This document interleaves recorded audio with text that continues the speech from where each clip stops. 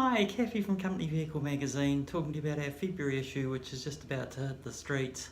So the big feature always in our February issue is the Fleet Buyer's Guide. So for 2018, we've got 55 pages of information on all the main models you might have in your fleet.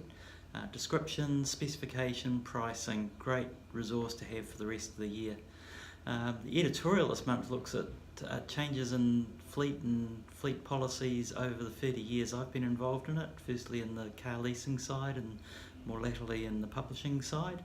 And there have been some huge changes. I look back at some of the cars when I was first involved, and say a Ford Fairmont that was pretty top of the range, even the stereo was an optional extra. You had column shift auto, bench seat, much more basic than the cars you get today. And because of the pricing and the taxes, fleets were a lot bigger, a lot more people had vehicles.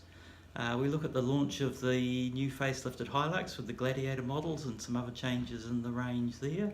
We've got our usual road tests, in particular the SsangYong Rexton G4, the all-new Rexton, and the Subaru Levorg wagon, which is the successor to the legendary Legacy Turbo RS wagon of old. Another new model this month is the Holden Equinox SUV, which is getting Holden back into that really important market.